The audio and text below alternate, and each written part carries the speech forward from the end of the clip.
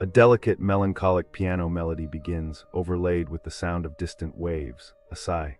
Honestly, you wouldn't believe the state of things. It's exhausting, isn't it? This eternal pursuit of something. Something that resembles the promised land of relaxation, of seamless indulgence. My grandmother, Babushka Irina, she always said, a beautiful facade hides a crumbling heart. And oh, how right she was. It's a universal truth, really. Like, doesn't everyone feel that ache for something more? Anyway, I digress. You're likely thinking, oh, another spoiled brat complaining about her holiday. But it's not about the money, darling. It's about the principle. It's about the deception, the sheer audacity of advertising a paradise and delivering, well, let us just say something decidedly less. Let's discuss it. Do you agree that this is wrong, right?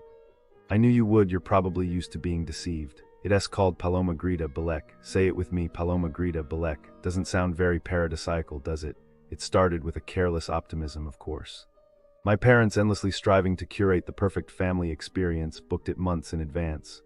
A 5-star resort, they proclaimed. I believed them. Silly me. As if 5 stars guarantee anything beyond a slightly inflated sense of self-importance on the part of the management. My babushka would laugh. She would tell me, stars don't matter. It is the heart of the place that truly counts. Such a valuable lesson, but I was young and foolish. I didn't understand. It was meant to be a reprieve from the ceaseless striving, the pressure to maintain appearances, the suffocating weight of expectation. It was to be restorative. But the very air, the moment we stepped out of the car, felt wrong. A musty, cloying sweetness that didn't mask an underlying scent of neglect, like an aging debutante attempting to conceal years with a heavy veil of perfume. You know, like when you try to make something look lovely, but all it does is bring attention to the flaws. The lobby, while grand in scale, was desperately dated. The velvet on the chairs was worn, the marble floors scuffed, the chandeliers, honestly, they looked like they'd seen better days in the Victorian era. It was all so tired, desperation at its finest, it seeped into your soul. The color palettes were horrible, it was as if a 5-year-old chose it, it just felt off. We were shown to our room, or rather a room. A small, dark cavern that reeked of dampness and regret. It wasn't just the lack of sunlight, it was the sheer oppressiveness of it all. The curtains, frayed and faded, clung to the rod with a pathetic desperation. It felt like they were begging to be replaced, to be given some dignity. And the balcony, oh the balcony, a mere afterthought, a concrete slab barely large enough to accommodate a single, mournful potted plant. My mother, always the pragmatic one, tried to be optimistic, saying, oh darling, the balcony, you don't really need a balcony. But please, a balcony is about the idea of a balcony. It's about the possibility of a quiet moment, a breath of fresh air, a stolen glimpse of the sea, not a glorified fire escape. And then the air conditioning. Ah, the air conditioning. It was a cruel joke, a testament to the hotel's utter indifference to human comfort.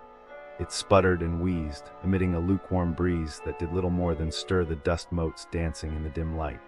After 2 days of bureaucratic wrangling, 2 days spent melting in a sweltering box, feeling increasingly like a decaying fruitcake, we were upgraded. A larger room, yes, but still fundamentally flawed. It felt like being offered a slightly bigger cage, don't you just agree? It felt that you are being mocked by your own money, by your own privileges. The meals, please, let us not even speak of the meals. Predictable, repetitive. And most importantly, sad. The food wasn't actively repulsive, it was just devoid of joy. Salads with the businesses surrounding Paloma Grida, Belek, they're a landscape of disappointment, honestly. A mirage promising relaxation and enjoyment that quickly dissolves into frustration and, frankly, a feeling of being taken advantage of. It's a place where the charm of Turkey seems to diminish, replaced by a relentless pursuit of your holiday money. That's the overall feeling I get, a constant undercurrent of dissatisfaction. It's not simply a few bad apples, it feels systemic, ingrained in the way many of these establishments operate. Let's start with what feels like a central theme: entertainment, or the promise of it. Places like the Land of Legends Shopping Avenue are advertised as vibrant hubs, full of life and spectacle. What you find instead is emptiness, a hollow shell. Reviews consistently describe a daytime dead zone, a ghost town masquerading as a destination. People arrive expecting a bustling marketplace or engaging shows, and find limited stores, no atmosphere, and a general sense of what was the point. It's like building a magnificent stage and then forgetting to put on the play. Several visitors mentioned waiting hours for the nighttime show to begin, only to be met with further disappointment. delays, lack of communication, even the absence of promised fireworks. One person described kids crying, families left stranded, and the pricing, exorbitant for what little is delivered. The food court is particularly egregious, with inflated prices and, worryingly, reports of differing prices for locals versus tourists. One review spoke of being intentionally overcharged, the staff openly mocking their attempts to secure a fair price. It twists something in my stomach, that kind of brazen dishonesty. It feels predatory. And it's not just the big attractions. Even seemingly innocuous places like Simply Caddy Beach receive a lukewarm reception. While many reviews are sparse, some dating back years, with little detail, the few that do exist point to high prices and a general lack of value. It's a beach after all, you'd expect a simple, honest experience. But even that feels compromised here. Then we have the restaurants and bars.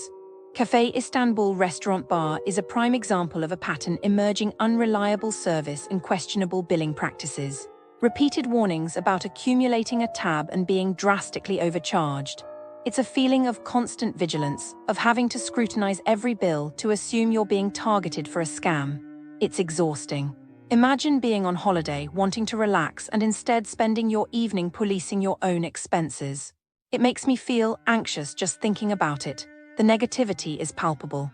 People mention poor food quality, long waits, and a general sense of being unwelcome.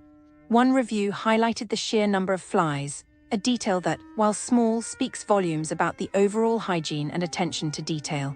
The nightlife, specifically Aura Club Kema, appears to be particularly problematic. It's a recurring story of aggressive upselling, forced drink purchases, and blatant price gouging. People report being pressured into buying expensive bottles, having tables snatched away after paying for them, and being generally harassed by staff. One visitor paid the equivalent of hundreds of pounds for a bottle of vodka without even checking the price, a moment of regret that haunts the review. The descriptions are unsettling. It sounds less like a club and more like a sophisticated con, designed to extract as much money as possible from unsuspecting tourists. The feeling of being a target, a walking wallet, is incredibly strong in these reviews. There's a chilling undertone of desperation in the complaints, a sense of being trapped in a predatory environment.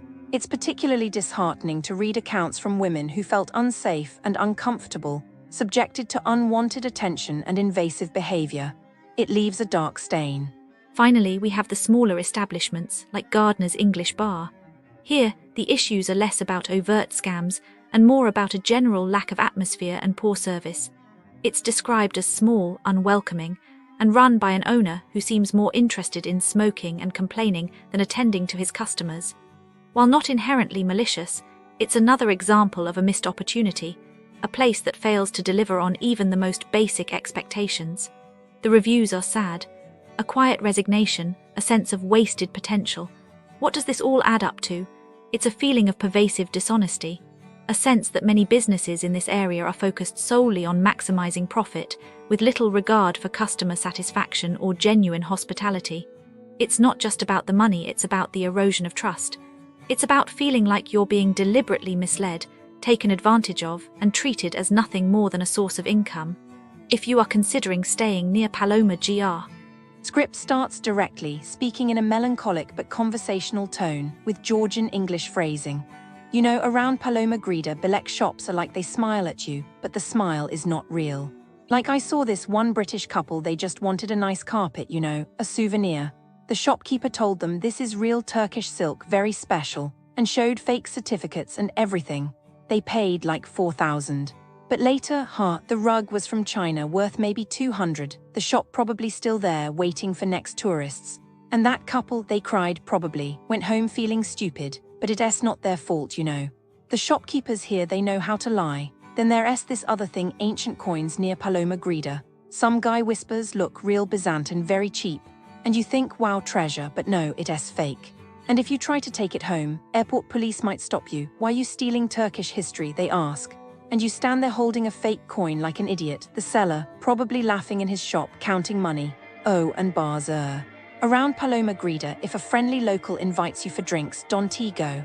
They bring girls, order 10 things you didn't ask for, and then boom. Bill is 1,500. You refuse, big men appear. They take you to ATM, you pay, you leave shaking. And the bar still open, still cheating. Turkish delight shops too so sweet until they scam you. Free sample, they say. Then you